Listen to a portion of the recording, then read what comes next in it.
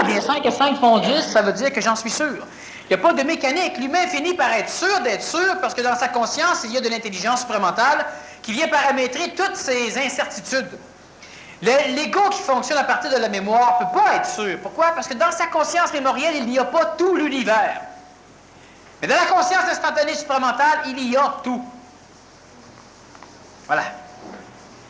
Il y a tout. Non. Il y a tout. Ah, c'est mieux. Dans la conscience supramentale, il y a le tout. Pas dans l'ego. Lorsque l'ego veut essayer de comprendre comment être sûr, c'est impossible. Un ego ne peut pas être certain. Un ego ne peut faire que croire. Il peut, s'il finit par omnibuler sa croyance, il peut avoir la foi. La foi, c'est la seule certitude permise à l'ego. Pas d'autre forme de certitude qu'on permet à un ego. On lui donne la foi. La foi, ça le rend aveugle. Il ne souffre plus, il ne doute plus. Il dit, je ne crois pas, il a la foi. C'est la certitude astrale, la foi. Mais si on va avoir une certitude absolue, ce n'est pas dans l'ego ni dans l'astral qu'on va la retrouver. Lorsqu'on doute du doute, c'est l'expression qui veut dire que tu as le doute absolu, douter du doute. Douter de tout, même du doute. Mais il n'y a plus d'ego. C'est pas de la paranoïa. Tu doutes de la paranoïa. Il faut comprendre que douter de tout, ça veut dire douter de tout. Même du doute. Tout est relatif, disait Albert Einstein. Et on renchérissait, même la relativité est relative. Cela veut dire que tout n'est pas relatif. Et c'est vrai. Tout n'est pas relatif, même si tout est relatif. Ça dépend du point de vue. Tout est relatif. Tu es beau et laid. Si lui me dit, oh non, je suis beau. Même la relativité est relative. Tu as raison, tu es beau. De mon côté, je sais qu'il peut être beau ou laid. De son côté, lui, c'est absolu. Il est beau. Donc, tout est relatif, même la relativité. Douter du doute, c'est le même phénomène. On doit douter de tout, même du doute. Alors, on n'est pas paranoïaque. On ne fait confiance à rien. La paranoïa, ce n'est pas un doute, c'est qu'elle a peur. C'est autre chose. Le doute du doute, le doute de tout et du doute, c'est un phénomène de conscience supramentale, c'est pas un phénomène d'ego. Ah, je ne te fais pas confiance. T'as-tu peur en même temps? Mais non, je n'ai pas peur, mais touche-moi pas. Ce n'est pas ça le doute. Il y a le doute psychologique, le doute dans l'ego, qui est le doute relativement paranoïa, où on arrive à le justifier par des étapes sociales, où on arrive à dire, ben, c'est quand même normal de douter, de craindre l'Union soviétique. Ils peuvent te tuer. C'est normal de douter et de craindre de la police. Ils peuvent te battre. C'est normal de douter ou de craindre des voleurs. Ils peuvent te voler. Mais en même temps, la société n'est pas si pourrie que ça. C'est pas si pire. On pollue, mais on pourrait polluer plus. On tue, mais on pourrait tuer plus. C'est ça le phénomène de l'ego. C'est évident qu'un ego qui commence à vouloir métaphysiquement ou spirituellement ou philosophiquement jouer avec le phénomène du doute, il se démolit. Très évolutif. Tu seras paranoïaque. C'est après, c'est pas grave. C'est pas grave. Que le virus soit malade. C'est pas grave. L'humain, pendant un laps de temps, va vivre de grands problèmes, soit. Mais ce n'est pas votre cas. Les autres, ils ne m'entendent pas. Ça ne dérange personne. Lorsque l'être humain parvient au doute du doute, il n'a plus d'ego. Donc, il ne doute plus. C'est pourquoi il y a un doute absolu. Celui qui est paranoïaque ne doute pas du doute. Alors, il est paranoïaque. Ben, ce n'est pas le cas de celui qui se conscientise convenablement. Est-ce qu'on peut établir une comparaison progressive entre une personne qui doute? On peut. Je te demande de la confirmer, celle que je fais. Ah, c'est autre chose. Est-ce qu'un homme qui doute, un homme courageux et un homme fanatique, ou un être humain, est-ce que c'est un continuum au niveau psychologique d'expression d'un même type d'énergie? Je doute, l'autre à côté, il y a l'hyper-foi, il est fanatique. Puis à intermédiaire, il est mental, il y a du courage. Le fanatique est dans la foi. Donc, il ne doute pas. Oui, c'est ça, c'est l'autre pôle. Il ne doute pas en tout de fanatique. C'est la polarité inversée du doute. Oui, c'est la foi. Tous ceux qui ont la foi sont des fanatiques. Les gens qui ont la foi chrétienne sont des fanatiques chrétiens. Dis-leur d'aller prier Jéhovah, ils ne vous diront jamais. Ça, ce sont des fanatiques. Qui jugent n'importe quel autre fanatisme comme étant débile, fou, idiot. Et ils ont raison. De toutes les parts, ils ont raison. Celui qui doute n'est pas ni fanatique, ni rien. Où c'est-tu le courage de... Le courage, c'est une mécanicité intéressante, le courage.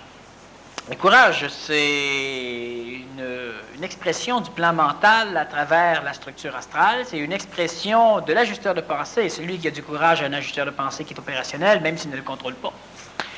Celui qui a du courage est un être humain qui est manipulé par des mécanicités, soit réincarnationnelles, hautement intelligentes, qui se servent de son canal ajusteur de pensée dans le but d'arriver à créer des structures à l'interne de l'ego pour pouvoir permettre à des parties de l'ego de supporter une action d'un individu alors que normalement son action devrait engendrer une nourriture expérientielle qui va à l'encontre même des constituants de l'ego. Donc, le courage, c'est lorsque le phénomène mental prend le dessus sur le phénomène astral, mais le courage n'habite que l'animal humain et que l'humain. Le courage n'habite pas l'être humain. L'être humain n'est pas courageux, il est intelligent, il n'a pas besoin d'être courageux. Tandis que le courage est donc une guerre, une lutte, entre une structure astrale qui interdit l'expérience d'une expérience particulière qui va engendrer un retour d'onde de forme, une nourriture qui ne convient pas à ce qu'il recherche, et cela va être contrôlé par une structuration mentale qui va faire en sorte que l'ego va sembler retrouver son compte dans ce genre de choses. Alors, il y a deux formes de courage. Il y a un courage inconscient qui n'est pas un courage, mais qui devient de la manipulation par de l'intelligence terrestrifiée, donc instinctive. Et il y a un autre courage qui, elle, provient d'une intelligence manifestée au travers des voies astrales, par l'ajusteur de pensée, par le biais du mental, restructurant les concepts même de la vie de l'ego et les concepts même du danger vus par l'ego, obligeant l'ego à permettre une manipulation corporelle de façon à engendrer une action particulière. Dans ce genre de courage, on aura le courage du pompier qui retourne à l'intérieur d'une maison. On aura le courage de certaines personnes qui, après une certaine forme de réflexion ou de logifération, décident d'entreprendre une mécanicité qui va à l'encontre même des instincts de survie et qui va à l'encontre même de sa structure psychologique ordinaire. Alors, on pourra dire qu'il est courageux. Téméraire, peut-être? Non. Téméraire, c'est lorsqu'il y a le concept du courage bien implanté dans l'ego. Alors, l'individu n'est plus courageux. Il devient fanatique courageux. Il devient téméraire. Alors lui, il n'a pas besoin de réfléchir longtemps avant de savoir s'il y va ou pas. Pourquoi? Parce qu'il n'a pas peur du fait que, donc, ce n'est pas du courage. Par contre, il a le concept qui vénère le phénomène des exploits. Et ça peut être conscient ou inconscient. De toute façon, l'ego est quand même coloré, énormément coloré par ce concept du courage. Alors l'individu a besoin maintenant de se nourrir de ce genre de réussite. Alors il se lance de temps en temps, il va parler de courage parce qu'il a l'impression de faire ce que les autres ne font pas. Alors il va marcher sur le bord d'une corniche de maison pour pouvoir se prouver qu'il est courageux. Alors qu'en réalité, un individu qui aurait à marcher sur le bord de la même corniche dans un but logique devra être courageux. Mais lui, le faisant exclusivement pour nourrir son concept de courage, est téméraire. C'est autre chose. L'ego est imbécile. Le moindrement qu'il y ait quelque chose de bien né dans l'ego, immédiatement, c'est expérimenté, ça devient émotivisé, et par la suite, l'ego a besoin de s'en nourrir, donc il va recréer les mêmes stimuli, ce qui fait que lentement, les qualités de l'ego deviennent des problèmes. Le courage, c'est génial 1 ou 2 fois dans sa vie. Quand ça devient absolument fréquent, on en a besoin pour se nourrir. Alors on devient téméraire rapidement. Les professionnels du courage se pètent la gueule souvent, ils meurent plus souvent que ceux qui commencent. Parce qu'ils n'ont plus de paramètres astral. L'astral n'étant pas intelligent, il faut des paramètres. La peur est un frein. La souffrance interne est le tremplin. Alors, quand tu souffres de voir que quelqu'un meurt dans un incendie, et la peur en même temps t'empêche d'y aller, eh bien, tu as le frein, le tremplin. Le tremplin est légèrement plus fort parce que le mental, par une structuration, comme je viens de l'expliquer, arrive à faire en sorte que le tremplin est plus puissant, tu retournes dans la maison. Mais la peur te freine. Tu feras attention, tu vérifieras les planches avec les clous, tu ramperas sur le bord du plancher, tu feras un paquet de choses dans le genre. Et à chaque pied que tu avances, tu remettras en question ton action. Bon, est-ce que c'est trop chaud? Tu peux analyser tout ce qui se passe autour de toi. Et puis finalement, peut-être que tu vas rebrousser chemin ou finalement continuer. Il y a toujours l'accident qui est possible, mais ça n'a rien à voir avec le courage. Tandis que celui qui devient téméraire, eh bien, il en a besoin comme nourriture, alors il rentre dedans, et tout le temps qu'il est dedans, il se nourrit. Alors, il n'est pas question de juger, d'analyser, de se demander s'il sort ou pas. Quand il sera suffisamment nourri, il va sortir. Client ou pas, il va sortir. Et là, tout le monde pourra l'applaudir et il sera content.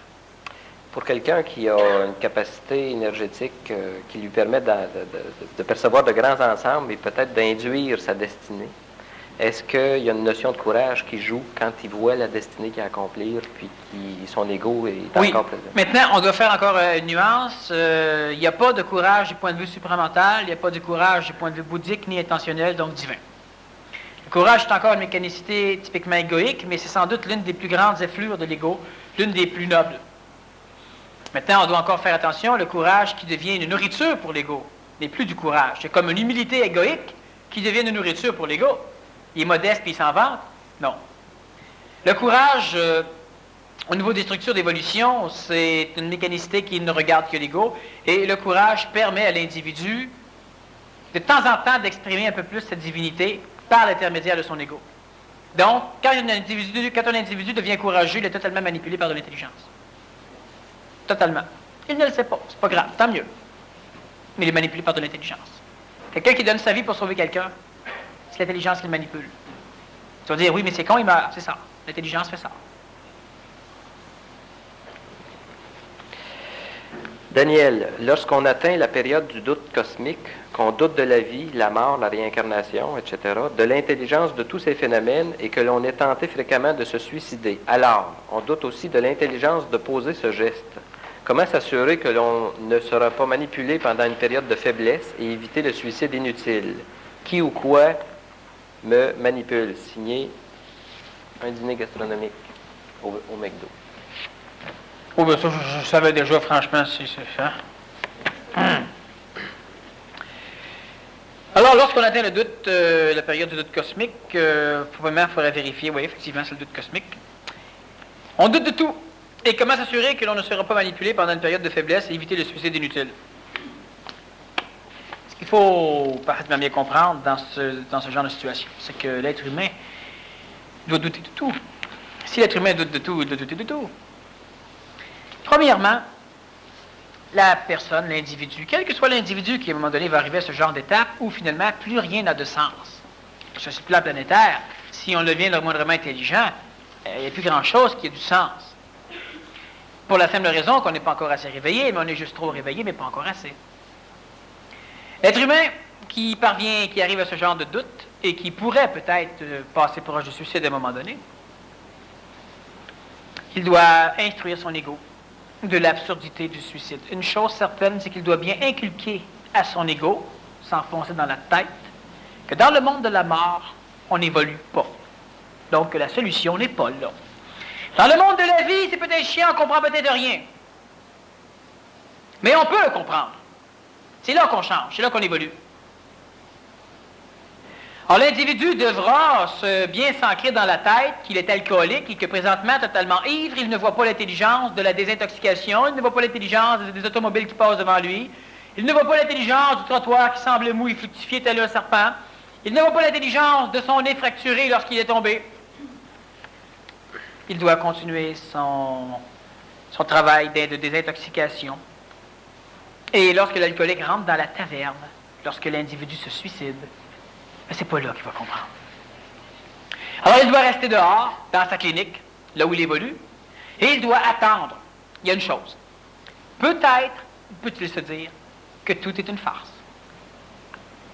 Mais la seule manière, la seule possibilité de solution, c'est en restant vivant. Les gens ne naissent pas pour rien. Quand il dort, il ne sait pas plus. C'est quand il est éveillé qu'il se pose ces maudites questions. C'est quand il est éveillé qu'il voit ce doute. C'est quand il est éveillé qu'il a peut-être peur. C'est quand il est éveillé que tout se passe. C'est donc éveillé que ça se passe. Alors s'il se suicide, il recommence. S'il reste réveillé, il a déjà recommencé. Donc s'il reste vivant, il y a la seule chance qu'il peut trouver, c'est en restant vivant. Et lorsqu'à un moment donné, il l'aura vu, il faut bien comprendre une chose. C'est pour l'ego que je dis ça. Si l'individu arrive à ce doute en m'écoutant moi, ou un autre, et qu'il en arrive à souffrir à ce point-là, en m'écoutant moi, et quand il m'en parle, et quand on me pose ces questions, je continue à répondre avec le sourire, c'est que j'ai passé par là, je suis passé par là.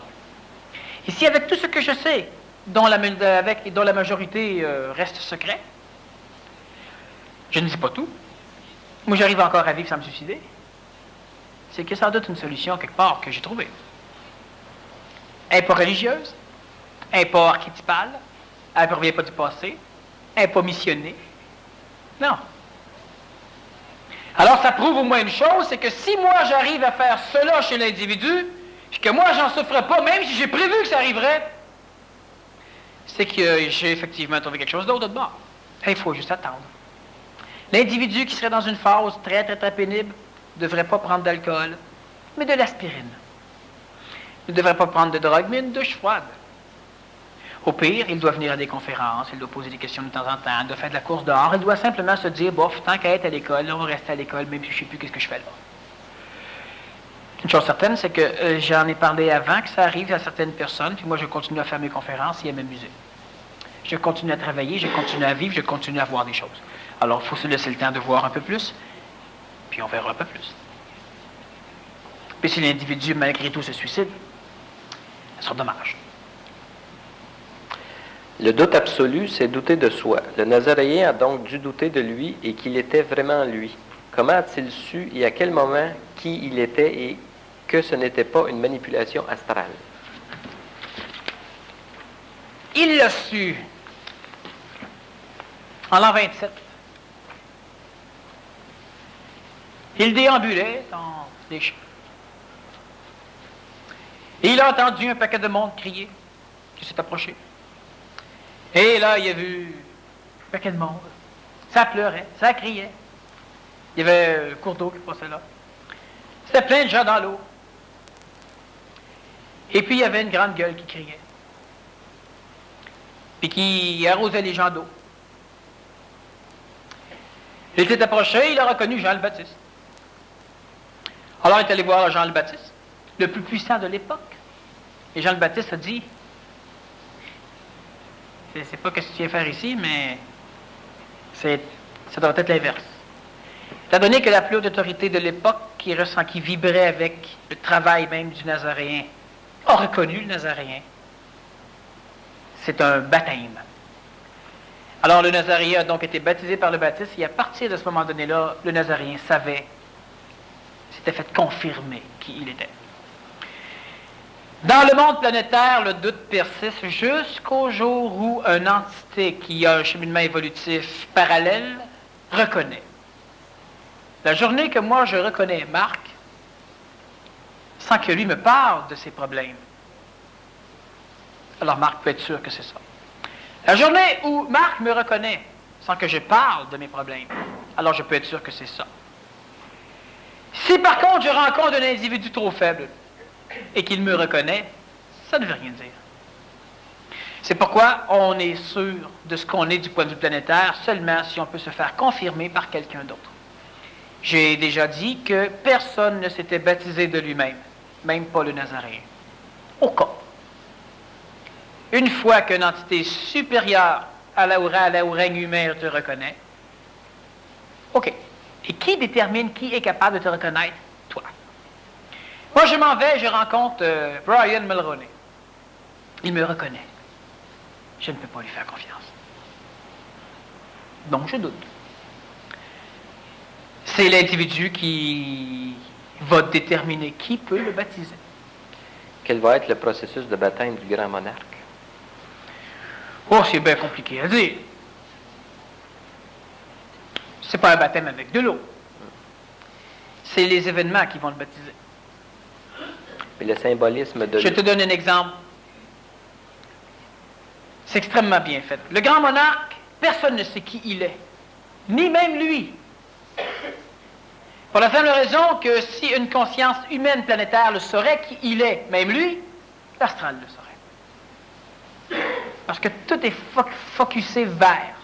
On ne doit pas connaître le grand monarque. Et à un moment donné, ce grand monarque va devenir le grand monarque, comme Arthur a arraché Excalibur de la roche. Personne ne savait qui c'était, ni lui. Et à un moment donné, il y avait une épée qui traînait, il l'a ramassé, puis il l'a amené à son frère.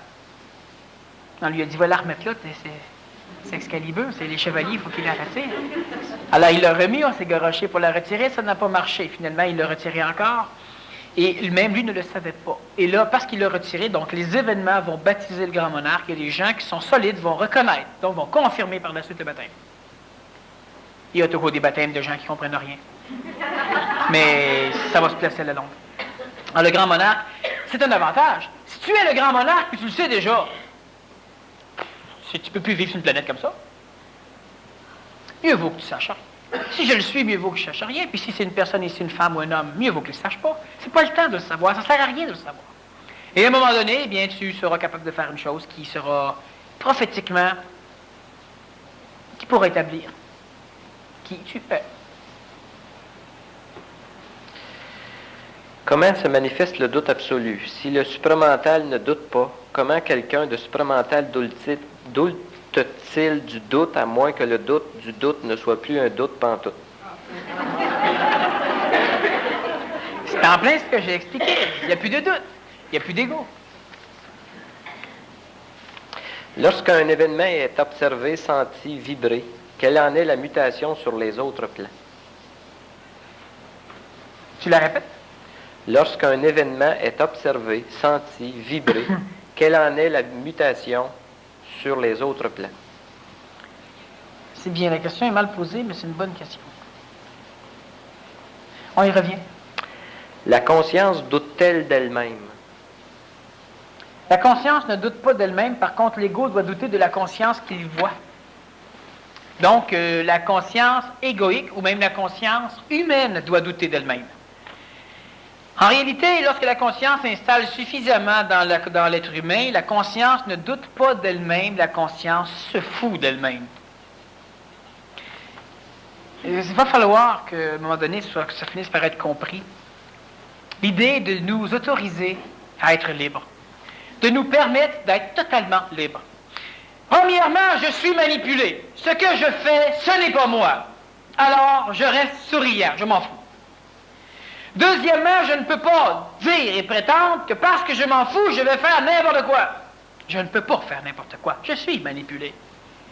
On a déjà vu. Si lui est totalement libre, je lui dis, tu es libre. Tu peux tuer quelqu'un ici dans la salle, on ne dira rien. Il ne tuera pas personne. Même s'il a la permission de tuer, il n'est pas bâti pour tuer. L'individu devient donc libre. C'est pas parce que je décide que je suis libre que je fais n'importe quoi. Je ne peux pas faire n'importe quoi. Je ne peux pas donner une claque dans le visage à quelqu'un pour rien. Je ne peux même pas haïr quelqu'un. Je suis libre de le faire. Je ne peux pas le faire. Donc, je ne suis pas libre. Mais alors, je me libère au niveau de ma culpabilité, je deviens libre. Par la suite, si je ne suis pas libre de mes actes, je suis manipulé par l'intelligence ou par l'astral, un ou l'autre. Ma conscience doit rester libre. Je me drogue, c'est vache. Mais ce n'est pas moi. Je suis bien mal pris, avec un ego qui se drogue, avec des facteurs réincarnationnels qui se droguent, avec des manipulations d'intelligence qui droguent mon corps, avec ce que vous voudrez. Mais ce n'est pas moi. Alors je reste libre. Amenez-moi n'importe quelle merde planétaire, ça ne me dérangera pas. Je suis handicapé, paralysé, quadraplégique, couché. La conscience restera la même.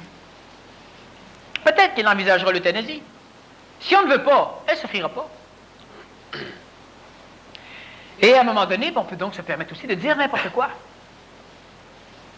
C'est une grande qualité de l'homme d'être capable de dire n'importe quoi à des oreilles qui sont capables d'entendre n'importe quoi. Ça veut dire quoi, dire n'importe quoi? Ça veut dire être capable de vider l'eau froide du canal chaud de l'ajusteur de pensée. Et pour le vider, on doit travailler avec un individu. Et celui-ci ne doit se rappeler de rien de ce qu'on va dire. Alors on vide tous les deux. Et on commence à parler pour rien dire. Demain, on peut tout changer. Oh, que ça libère l'humain. Et vous devrez finir par en arriver là. C'est la liberté. Alors, nous parlons de réincarnation. Tu es la réincarnation de qui, Marc? Toutankhamon. Il ne se permet pas de dire n'importe quoi parce qu'il part à rire. Toutankhamon, as-tu été assassiné ou si tu es mort de vieillesse? J'ai été empoisonné. Vers quel âge? Bon, jeune. Jeune? Vingtaine. Toutankhamon est mort assassiné à l'âge de 19 ans. Tu le savais? Bon. Vu qu'il ne le savait pas et qu'il me répond exactement ce qu'il en est, il a été drogué. Et on l'a achevé avec un coup sur la tête. Alors, donc, mais peut-être qu'il a des mémoires de Toutankhamon. Ça se peut. Tout se peut. Mais si on parle pour parler, eh bien, on s'en fout. Et puis, on continue. Et puis, on peut arriver à se rendre compte qu'il est peut-être la réincarnation des plus grands pharaons. Pharaon, et qu'il a peut-être un rôle à jouer. Et puis quand on est venu dans notre soirée, on dit, ouais, ben c'était réchauffant, c'était pas mal bien. On oublie tout. Si on pourrait communiquer comme ça, en quelques années, la planète serait changée. Parce que toutes les cochonneries qui vous empêchent de devenir intelligent, vous pourriez les rejeter, puis nous, on n'en tiendrait pas compte. C'est ça le doute. L'énergie supplémentaire peut parvenir non plus à douter, mais à se foutre de la conscience ne doute pas d'elle, elle se fout d'elle-même. Ce qu'il a dit, il l'a dit. Et une fois qu'il l'a dit, eh bien, on s'en va jouer au pool. Parfait. Sauf que l'humain, après une soirée, s'il a trop d'ego, va dire, ouais, mais n'empêche que j'avais raison comme ça. Ah ben, tabarnouche, peut-être que c'est ça. Ça valait même pas la peine qu'il ait de la conscience, il perd son temps maintenant. C'est comme si tu dirais, crée, ben, Daniel Kem, tabarnouche. Wow! Ça sert à quoi d'être Daniel Kem s'il commence à foirer son derrière à être Daniel Kem? Lui il dirait, crime, je suis marre, ou Toutankhamon. Il y a des mémoires réincarnationnelles de Toutankhamon. De Toutankhamon, on ne peut pas commencer à triper sur lui. Donc, c'est un ego autre que Toutankhamon qui tripe d'être Toutankhamon. Et c'est faux. Il n'est pas Toutankhamon, l'ego qui tripe. Alors, la conscience se fout d'elle. En ce sens qu'elle ne porte pas d'importance à ce qui y est sorti. La conscience de l'énergie a une température qui s'exprime à une température inférieure. Alors, pourquoi mettre de l'importance dans ce qui est exprimé alors que ce qui est exprimé, de toute façon, inajusté et un peu faux? Donc, on s'en fout. Il y a quelqu'un qui me parlait d'une réincarnation et on parlait d'Aménophis. J'ai failli lui poser, es-tu Aménophis 1, 2, 3, 4? On voit. Lui me répond, il y avait plus qu'un. Mais on parle pour parler. Alors j'aurais pu continuer en lui disant, hey, peut-être tu étais le serviteur d'Aménophis. Peut-être tu étais l'historien d'Aménophis. Et c'est pourquoi tu as des mémoires. Et puis, une fois qu'on aurait fini, il faudrait que la personne elle oublie tout. Il y a des manières de faire ce genre de travail. Mais la conscience doit premièrement se foutre d'elle-même. Ça, est-ce que c'est le prochain PMC+, qui peut aborder ce type de...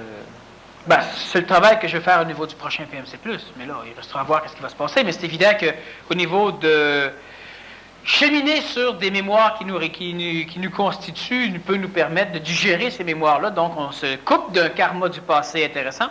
Et deuxièmement, on canalise suffisamment d'énergie en récupérant cette mémoire-là pour la laisser transparaître les qualités et les défauts de ces mémoires réincarnées. Et parce qu'on a de la conscience, on devrait être capable d'éliminer ces défauts et ne conserver que de l'énergie supportant les qualités des mémoires réincarnatives. Cela veut dire que si tu étais Toutankhamon, bien la journée que tu auras digéré Toutankhamon, veux pas, il y a des choses qui vont changer chez toi.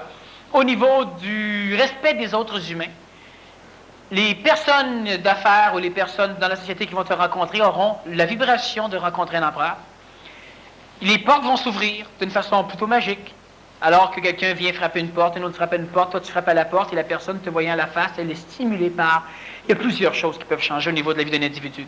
C'est évident qu'un individu qui a été l'esclave de tout le monde jusqu'à aujourd'hui, il va dire, ouais, alors moi je ne vois pas l'intelligence d'aller récupérer des mémoires d'esclaves, les digérer pour après ça continuer à être l'esclave des gens aujourd'hui. Je répète que maintenant qu'on est intelligent, qu'on a du mental à l'intérieur de soi, on peut se servir des qualités. Et un esclave avait plein de qualités. Et on peut aussi exprimer les défauts. Il y a un danger. Parce qu'on est théoriquement suffisamment puissant, on devrait être capable aussi de digérer ces défauts. Défauts qui de toute façon s'expriment chez soi. Alors, il y a des mécanicités. Là, on a commencé à s'amuser. Effectivement, on découvre des choses intéressantes, mais il faudrait qu'on continue à fouiller pour voir. Jésus n'a-t-il pas servi de phare pour les autres? Il a été tué avec contentement. Pourquoi? Je t'apportais à rajouter là-dessus, pourquoi est-ce qu'un être qui était divin, et qui pouvait guérir les gens, puis que... Mais le Nazaréen ne pouvait pas guérir les gens. Le Christ pouvait guérir les gens? Non plus. Okay. Mais les gens étaient guéris? Ah oui.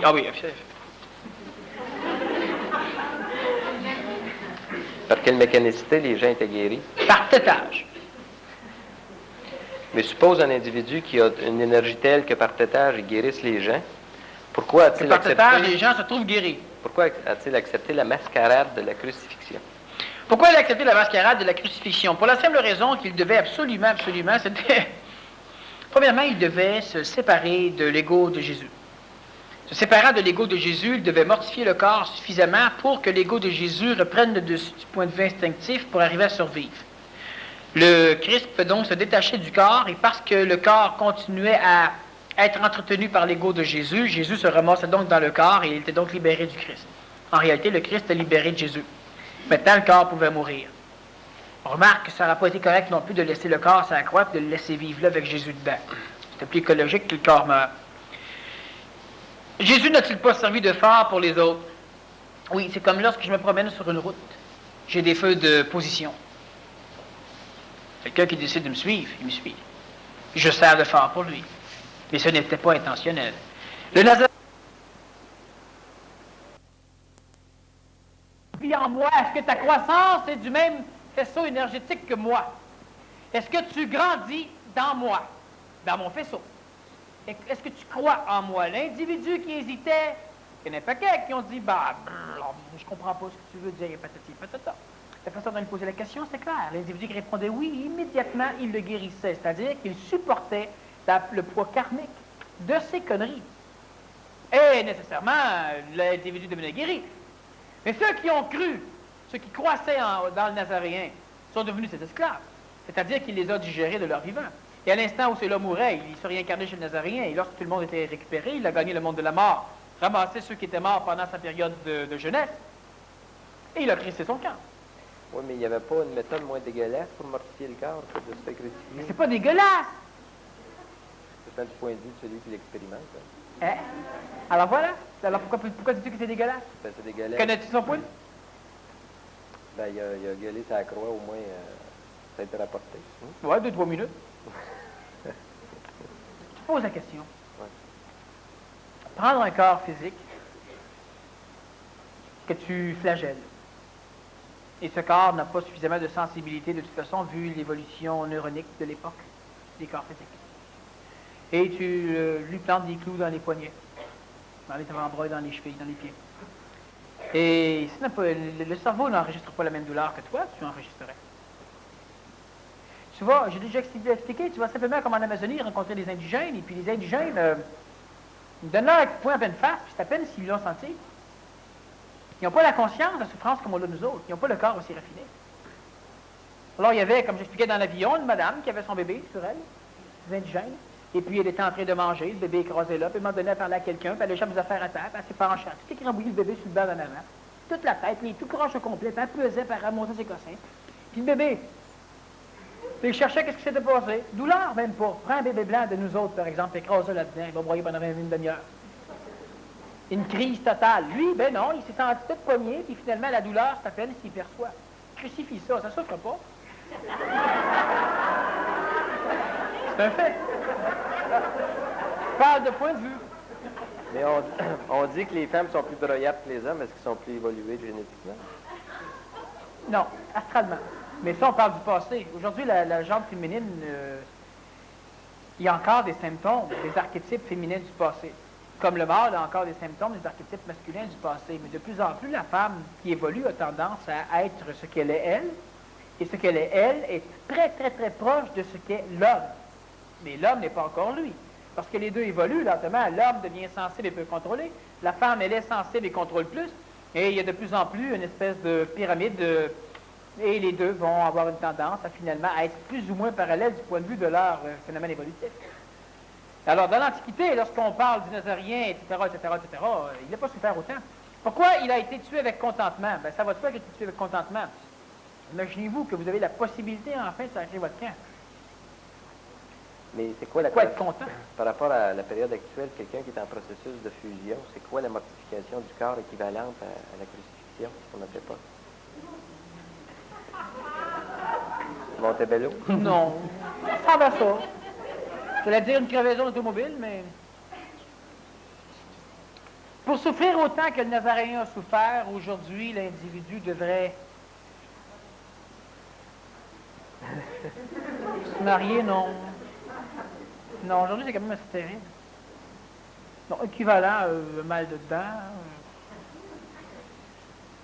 une jambe fracturée. Du point de vue de ce que le cerveau enregistre, je parle. À l'époque, les gens se fracturaient une jambe et continuaient à marcher dessus. Aujourd'hui, elle n'est même pas cassée, puis ils sont sûrs qu'elle l'est, puis ça crie déjà. Le degré de souffrance n'est pas le même. Et c'est extrêmement important de considérer ça. C'est comme quand on dit que le Nazaréen a tellement souffert. C'est les gens qui l'ont vu qui ont souffert. Psychologiquement, pas physiquement, pas lui. Et si on fait une projection, est-ce que dans les évolutions subséquentes qui s'en viennent, il va y avoir une gang de mauviettes sur la Terre qui vont crier à moins de toute affaire qui va se passer? Ils vont devenir de plus en plus... Des tapettes. Non, mais pas des tapettes, des mauviettes, dans le sens qu'ils sont hypersensibles. Il y en a un paquet. La majorité des jeunes sont hyper tapettes, hyper mauviettes. On a un paquet d'adultes avec comme ça. Tu vas au cinéma 3 fois par semaine. Dans les années fin 70, début 80, tu vas y aller 1 fois par semaine. On parle de crise économique, de récession totale. Tu vas au cinéma encore, 1 fois par semaine. On a encore des automobiles, on roule encore, on a des systèmes de son. On parle de crise économique aiguë. Bon, je pense que le degré de souffrance n'est plus le même. Hein? Des tapettes qu'il y en a en masse. Les jeunes, ça se suicide sur leur autre, leur Walkman. Bon. Avant, il aurait fallu que tu massacres toute ta famille au complet devant lui. Alors, effectivement, des tapettes, il y en a de plus en plus. Mais c'est parce que l'individu devient tellement, du point de vue physique, tellement évolué, mais du point de vue de l'ego, c'est pas encore constitué, tellement sensible que ce qui se passe chez lui. Tu regardes simplement une jeune ou un jeune qui s'en va dans une fête, dans un party, et puis tu fais juste lui mettre une petite tache quelque part où ça paraît même pas, puis c'est la catastrophe noire. Il ne peut plus sortir, il retourne à la maison, c'est la panique, il ne peut pas y aller de même, c'est tout le gros problème. Tu n'as pas de jeunes, c'est adolescent. Mais à un moment donné, c'est des indécents, c'est pas des adolescents. Ça ne peut plus sortir, ça prend 25 souliers, c'est pire que les comtesses qu'on avait à l'époque du 17e siècle. Puis quand elles sont toutes cute, ils sortent avec des jeans, un veston par-dessus, une cravate à pois, puis des cheveux verts. Ils sont corrects. Alors, le degré de... Effectivement, on a une société de plus en plus tapette. C'est pourquoi les guerres permettent des évolutions plus logiques que des temps de paix. Mais ce processus de réchauffement-là de l'individu dans sa conscience accroît sa sensibilité. Il doit y avoir un point où ça arrête, ça. Il devient tellement sensible, tellement sensible, qu'à un moment donné, il sensibilise le contact supramental. Et à partir de ce point-là, celui-ci va commencer à venir réénergiser le périsprit, et l'individu va commencer à perdre lentement cette sensibilité un peu problématique pour conserver une ouverture du point de vue du contact supramental. Alors lentement, il finit par reconsidérer toutes ses souffrances, et lentement, il finit par se dire, bof, une tâche en cravate, ça peut faire. Puis lentement, il change de choses comme ça, puis là, il y a un ajustement qui va se faire, ou les gens changent de cravate, mais il n'en souffrira plus. S'il n'y en a pas d'autre, il va conserver, il n'en souffrira pas. La sensibilité diminue de cette façon-là. Les manipulations extérieures qui, par l'extrême sensibilité, te ramassent carrément l'individu, finissent lentement par être atténuées, étant donné qu'il est moins sensible. Et il devient un peu plus supramentalisé jusqu'au jour où il devient une personne transitive avancée, puis finalement, il sera une personne nouvelle. Un jour, quelqu'un a croqué une pomme et cela nous a laissé quelques pépins. Où était l'intelligence d'obscurcir la conscience de l'homme? Quel était l'intérêt de Lucifer à ce que l'homme conscientise la pomme? Est-ce que l'homme était l'enjeu ou le bouc émissaire des deux forces antagonistes?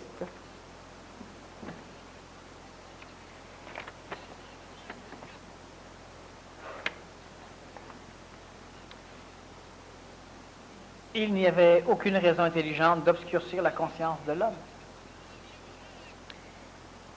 Quel était l'intérêt de Lucifer à ce que l'homme se conscientise la pomme? Lucifer étant devenu l'homme, il voulait sacrer son. Est-ce que l'homme était l'enjeu, le bouc émissaire des deux forces? L'homme, c'est les deux. C'est toujours une problématique parce qu'on manque de mots. Il y a l'homme cosmique, l'homme réel, l'homme nouveau, l'homme ancien, la tarte, l'ego, l'âme, le virus, Lucifer, Satan, Ariman, Dieu, l'intelligence. Il y a quand même beaucoup de mots, mais il en manque encore. Alors, un jour, quelqu'un a croqué une pomme, et cela nous a laissé quelques pépins. Ça, c'est l'explication biblique, pour culpabiliser la conscience de l'homme. Mais les pommes, ils ont toujours été là, les pommes, il y en a encore aujourd'hui, les pommes. C'est la conscience. Alors, à un moment donné, l'être humain est devenu conscient. Devenant conscient, il s'est rendu compte de son état. Ça va de soi, c'est comme ça. Se rendant compte de son état, ben, il a commencé à sacrer. Et plus on se conscientise, plus on se rend compte comment on est mal pris. Et c'est pas à cause qu'on mange dans une pomme ou à cause qu'on a... C'est évident. Dieu le dit à l'homme. Tant que vous restez calme et imbécile, vous ne verrez pas votre merde. Alors, vous ne vous trouverez pas. La journée que l'être humain finit par ouvrir ses yeux, puis c'est pas lui qui a décidé, l'homme est manipulé. Il Il n'a pas décidé. Lucifer était dans l'homme. C'est la fonction même des énergies lucifériennes, des énergies luminescentes dans l'homme, que de grossir, de rayonner à travers l'homme. Alors, lentement, à travers les générations, à travers l'évolution, à travers l'expérience, les manipulations astrales, les sécrétions endocriniennes, les cellularisations, lentement, l'homme finit par voir. Il y a eu un temps où notre vision s'arrêtait à quelques pieds. Oh, nos yeux voyaient plus loin. On ne conscientisait pas ce qu'on voyait. Alors, on pouvait être tous les deux assis ici, puis s'engueuler dans un restaurant du passé, puis personne ne faisait attention à nous autres. Personne ne nous entendait, personne ne nous voyait. Ça rentrait, c'était perçu, mais pas dans la conscience. Puis à un moment donné, bien, lentement, je commence à trouver qu'il me dérange, le voisin. La conscience grandit. Puis là, à un moment donné, bien, je suis mal pris. Je ne peux plus aller dans ce restaurant-là parce qu'ils font un gueuler puis péter. Ça me dérange. Alors, je suis mal pris. Je deviens marginal. Les restaurants sont tous pareils. Puis je dois attendre quelques années d'évolution ou quelques centaines d'années que tout le monde finisse par plus être capable de supporter ça. Et là, ça change. Et là, je suis bien. Jusqu'au jour où je recommence encore à voir de quoi. Les crachoirs, j'en veux plus. Puis, etc., etc. Parce que ma sensibilité devient accrue. Ce n'est pas une question de choix. L'intelligence d'obscurcir la conscience de l'homme, il n'y en a pas. Il n'y a pas d'intelligence là-dedans, c'est une mécanique. Quelle est l'intelligence de faire en sorte que quand on place sa main dans le frigidaire qui marche, cette main est gèle? C'est mécanique. C'est pas de l'intelligence. Lorsque j'aurai suffisamment d'énergie, en mettant ma main dans le frigidaire, tout va dégeler. On va avoir encore un problème karmique. Ma femme. C'est pas une question d'intelligence. On est toujours en train de s'illusionner qu'en haut de nous, c'est supérieur. Le feu, vous êtes dans l'eau, et vous avez froid, et vous voyez une personne qui a une immense, immense, immense torche à l'extérieur de l'eau, puis qui éclaire la surface du lac. Et vous vous dites, maudit, pourquoi qu'il ne met pas sa torche dans l'eau pour me réchauffer? Ah oui, c'est beaucoup plus chaud la flamme de la torche que ton eau, ou que simplement son reflet. Le reflet te fait dire que ça existe. Et pourquoi qu'il n'y avait pas dans l'eau? Parce qu'il n'y a pas un câble. Si elle met dans l'eau, sa flamme, sa torche, ça va s'éteindre. Oui, mais c'est quoi l'intelligence de nous laisser geler? Ils ne peuvent pas vous réchauffer. Mais tu peux te diriger vers la lueur, puis sortir de l'eau, puis là, ça va te réchauffer. Mais pourquoi qu'il ne descend pas? Ben, il ne peut pas descendre. S'il descend, c'est ce qui est arrivé avant. On est descendu, puis nos torches sont éteintes. Là, maintenant, avec l'élan, ben là, on commence cette évolution, on voit des torches. Ils sont en haut, ils éclairent, ils attendent qu'on grimpe. Mais ils ne peuvent pas la descendre dans l'eau. L'intelligence ne peut pas descendre dans l'inintelligence puis la rendre intelligente. L'inintelligence, quand elle aura épuisé, quand elle aura suffisamment expérimenté le mécanique, vu qu'elle est mémorielle. L'inintelligence mémorielle ayant suffisamment expérimenté de mécanique, elle va apprendre. Apprenant, elle va parvenir à un simulacre d'intelligence, qui est l'intellect, et elle va parvenir à un simulacre de conséquentialité.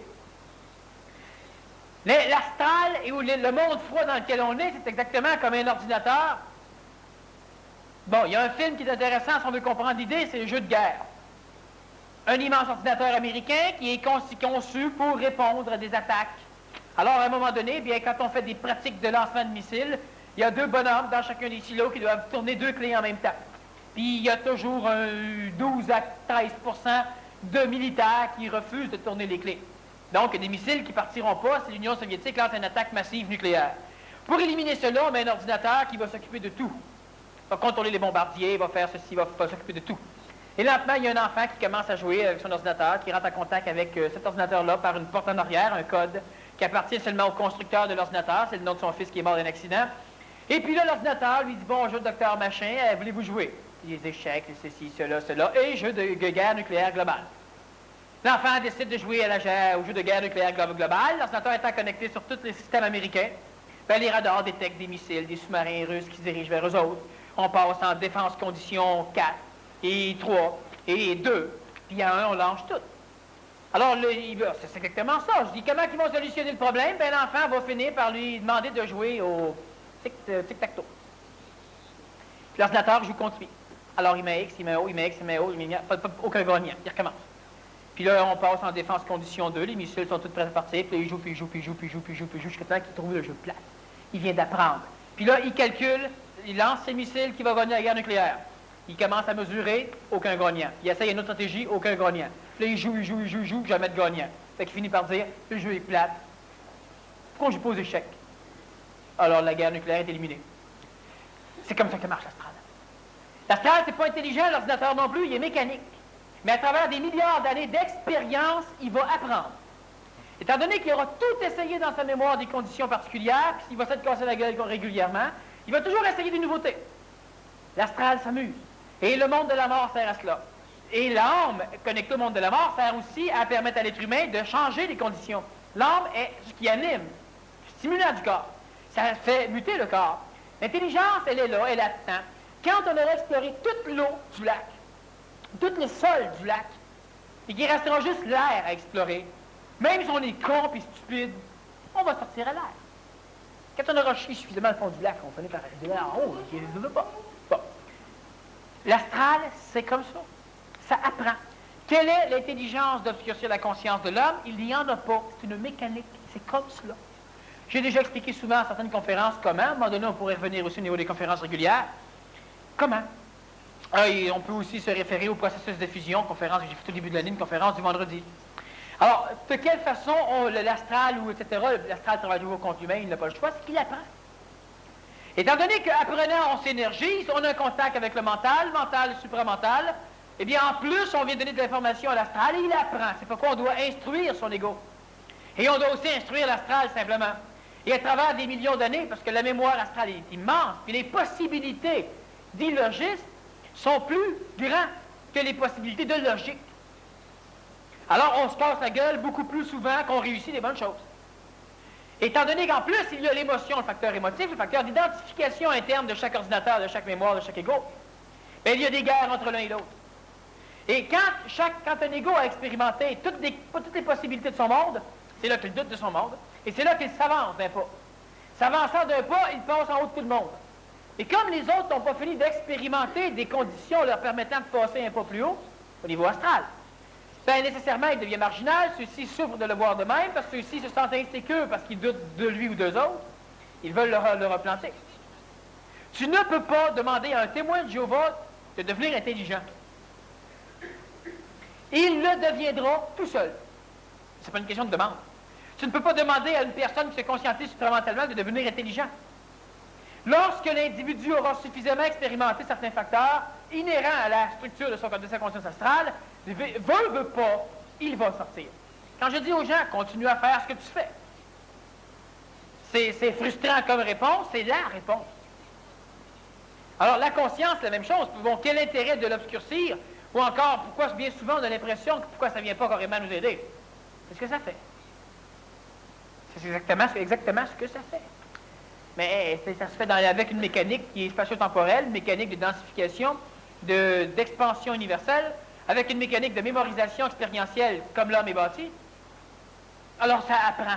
La planète Terre, elle apprend. Mais il y en a à apprendre là-dedans. Parce que tout l'apprentissage est inégalement réparti, selon les telluries, les conditions génétiques, les conditions de réincarnation, les religions, la condition sociale, la liberté matérielle, les guerres, conditions sociales. Ça dépend. Alors, veut pas, il y a des régions qui sont privilégiées, le Québec, les États-Unis d'Amérique, des religions moins privilégiées, le reste de l'hémisphère nord, et des régions pas favorisées du tout, la majorité de l'hémisphère sud. Avant, c'était à l'inverse. Tout ce qui a été puisé là a été ramassé, ça ne sert plus à rien. En haut, c'est neuf, ça a monté en haut. C'est simple. Il y a eu l'Égypte, il y en a eu un paquet avant. Les Mayas, les Toltecs, etc. C'était pas sur le nord de la planète que c'était brillant, c'était en bas. Et maintenant, c'est en haut. L'Inde, c'est en bas. Bon, c'est simplement une mécanique. Il faut qu'on arrive à comprendre le phénomène de la mécanique. L'intelligence, c'est nous. Mais nous n'avons pas constitué la farce astrale ou la farce stellaire de notre monde. Nous n'avons rien constitué. Nous avons fait un pet quelque part, pour veut récupérer ce qui est sorti. Et là, on part à la recherche des conditions en question, on rentre dans la création, on s'affuse, puis on se rend compte qu'on se refroidit. Alors, à un moment donné, une partie de la conscience s'en va chez toi, chez lui, chez elle, de façon à ce que la majorité de la conscience soit présente à la même place, sauf qu'étant donné qu'il y a de la mémoire expérientielle, qui va faire en sorte qu'après cette casse à la gueule pendant 20 000 ans, on va se réunir en deux. Après 30 millions d'années, on va se réunir en société. Après quelques milliers d'années, on pense à devenir planétaire.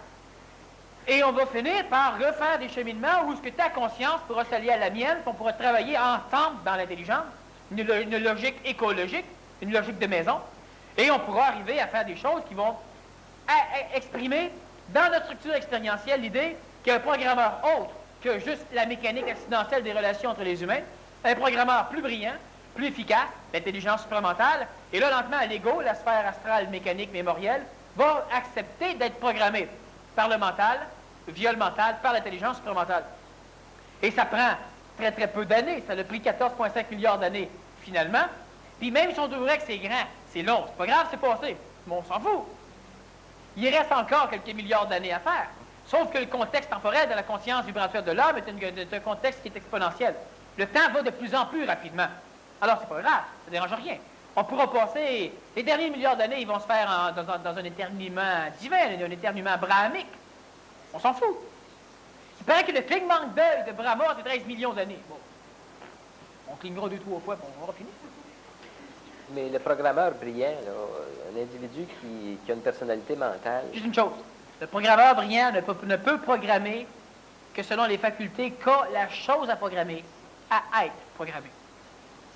D'où l'obligation d'attendre encore que la structure finisse par être faite. Tu ne peux pas placer un logiciel de la NASA dans un micro-ordinateur de maison. L'ordinateur ne peut pas rien faire avec ça. Il n'est pas assez rapide. Mais dans un monde énergétiquement froid qui est fait de mécanicité complète et qui n'a pas vis-à-vis une personne donnée d'intentionnalité particulière vis-à-vis de cette personne-là, dans le contexte froid ou énergétique ou pas qu'on vienne là-dessus l'intentionnalité à un moment donné. Oui, entre autres, parce que l'intentionnalité d'un contexte de mécanicité, c'est un peu paradoxal.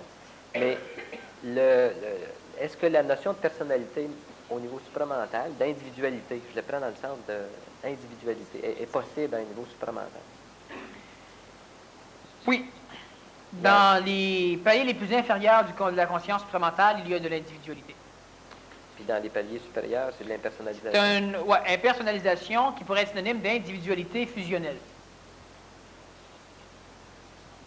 Une individualité fusionnelle, c'est une espèce de collectivisme intentionnel. Intentionnel. Peux-tu élaborer sur cette... Oui. Merci. Bon. Question suivante. Tu ne veux pas élaborer là-dessus? Je me demandais si je pouvais. Ben oui, mais je te demande effectivement... C'est quoi la question? Au niveau d'un individu qui atteint un stade élevé... ça, je le sais. La question, c'était quoi?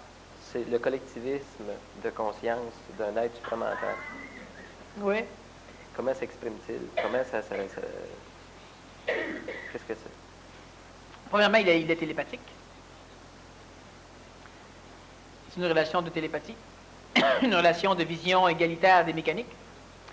Du point de vue de la conscience supramentale, donc dans une location de conscience extrêmement supramentale et non pas planétaire, il y a une coalition complète et totale de toute la mécanicité d'expression au niveau du contexte planétaire, c'est-à-dire qu'étant donné que chaque être humain dans cette conscience a accès à la globalité totale, à la globalité des informations astrales et événementielles, les événements mobiles, les événements fixes, les événements complexes, ils ont tous les mêmes données, donc ils ne peuvent faire autrement que de tous arriver au même résultat et aux mêmes solutions. Du point de vue planétaire, ils vont se séparer les tâches et chacun pourra appliquer une mécanicité de solution en conformité avec un plan général qui sera simplement la vision individuelle, mais collective au niveau de tout le monde aura la même vision de ce qu'il y a à faire. Quelle différence subtile il y a entre des gens qui sont bêtement collectifs à un niveau astral de ces gens-là? Le bêtement collectif suit. Le phénomène supramental devance. On est 3000 personnes à se devancer chacun. On ne se suit pas. Et par contre, il peut y avoir un troupeau de moutons conduit par un lion et vice-versa, et les gens suivent. Ça veut dire quoi? Ça veut dire que moi, je fais une chose que je vois comme étant conséquentielle. J'ai une conscience supramentale et tu en as une, et on en a tous une. Alors on est reliés ensemble, et nécessairement, tout ce que je fais, vous envoyez l'intelligence. Vous ne le faites pas parce que je le fais, simplement pour ça. Faites donc ce que je ne fais pas. C'est logique. Et on fonctionne. Est-ce qu'on se suit? Non. Chaque fois que tu vois ta plante fanée, tu l'arroses. Chaque fois que je vois la mienne fanée, je l'arrose. On ne se suit pas. Moi, je n'ai pas besoin de rien, je n'ai pas besoin de savoir ce que tu as fait, je vois la globalité des choses et j'applique mon action. Toi, tu fais la même chose, donc on est tous des leaders, tous des devanceurs. Celui qui suit, lui, il ne sait pas ce qu'il fait. Lui, il voit la gang, il suit. Fait que si la gang se jette, il se jette. Si la gang se drogue, il se drogue. Il n'est pas un devanceur, il n'est pas, disons, l'intentionnalisateur du mouvement. Alors que nous autres, on décide tous, chacun notre part, ce qu'on va faire. Tiens, j'ai le goût d'aller dans le bois. On se ramasse 3000 dans le bois. Il y a une collectivité. Mais on n'a rien suivi. On a fait ce qu'on voulait faire, du point de vue de la conscience qui devient libre et qui manipule l'ego. L'ego reste manipulé à aller dans le bois. Mais ta conscience a décidé. C'est l'exemple que je donne. Alors, à un moment donné, ta conscience décide que là, tu vois que c'est le temps de dépolluer. Tu fais un test social, ça marche. C'est peut-être le temps. Mais c'est évident que tous ceux qui ont la même conscience que toi vont avoir fait le même test dans leurs différents pays, dans leurs différentes contrées, ils font la même chose. Mais on ne se suit pas, on n'est pas un groupement. Mais on travaille en collectivité. Cette espèce de féodalisme de l'énergie supramentale auprès de 3000 individus, si c'est exécuté, est-ce que c'est un effet de synergie? Tout le temps, parce que les autres, ils suivent. Est-ce que ça implique que ça puisse faire monter en énergie chaque individu? Immanquable. Puis, s'il y en a un monte, tout le monde monte. Est-ce qu'il y a des niveaux divers de progression entre les individus ou si tous, qui sont les 3000, peuvent progresser en même temps et au même rythme? Tout se peut. Mais c'est la question. Tout se peut. Oui, c'est la réponse. Mais dans la mécanicité réelle des choses, est-ce que c'est ça qui se passe? Ça n'a aucune importance de savoir si les gens évoluent au même rythme. L'important, c'est qu'on cesse de se taper dessus. On peut soupçonner qu'il y a nécessairement une hiérarchie aussi dans ce type de... Il y aura une hiérarchie. Donc, les individus progressent. La hiérarchie réelle se termine au niveau du plan intentionnel. Pourquoi? Parce qu'il y aura un chef, plus d'Indiens. Alors, il n'y aura plus de hiérarchie. Tout sera fusionné. Mais tant que tout n'est pas fusionné, il y aura toujours des parties froides, des orteils, des genoux, et puis il y aura toujours des parties plus chaudes, la tête, le cou. Alors, il y aura toujours une hiérarchie, sauf que la hiérarchie n'est pas problématique si elle n'est pas... compétitive, ça? Non, les hiérarchies ne sont jamais problématiques, sauf pour celui qui ne doit pas changer d'échelon. C'est tout. Parce que tu diriges sur l'humanité au complet, puis l'humanité te suive à plat ventre, c'est pas grave, ça ne dérange rien. Ça ne dérange rien, il faut qu'ils vont suivre quelque chose.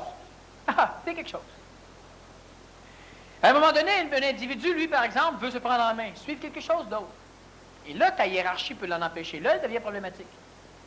Mais les hiérarchies, à part l'illogisme de l'ordre dans la hiérarchie, ça ne crée pas de problème.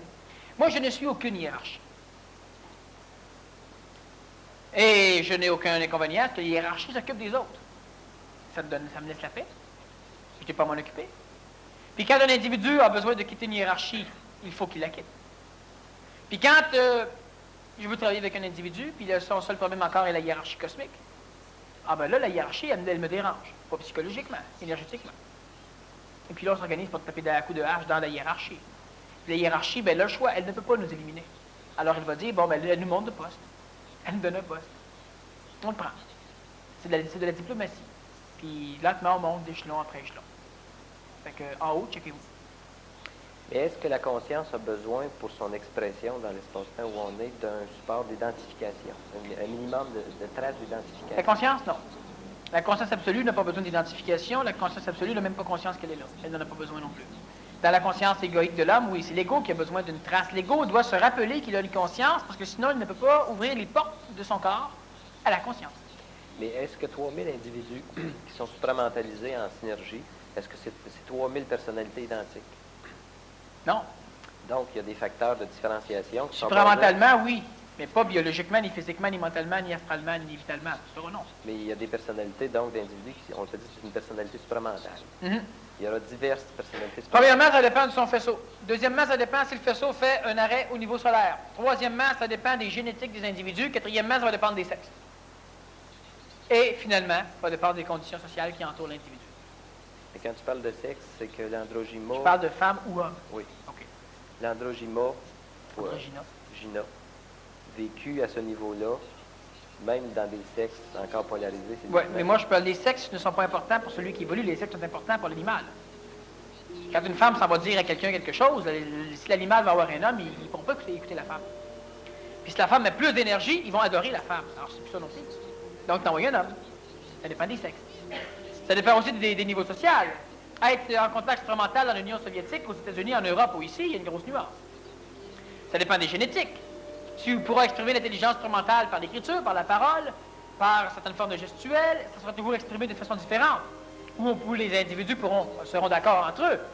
Mais l'animal, ou le peuple, ou les êtres qui travaillent avec n'auront pas une affinité avec toute la gang. avec un oui, avec un autre non. Ils vont dire oui, c'est correct, c'est très, très, très, très bien, mais je préfère travailler avec un tel. Mais je n'ai rien contre celui-là. L'animal, il va carrément maudire celui-là pour aller en suivre un autre, c'est autre chose. Alors, il y a donc des facteurs différents qui vont déterminer quand même l'expression de l'intelligence, même à travers des personnes qui ont une égoïsation, même une fusion. Ce sera quand même différent. Ça dépend de bien des choses. On fait une petite pause avant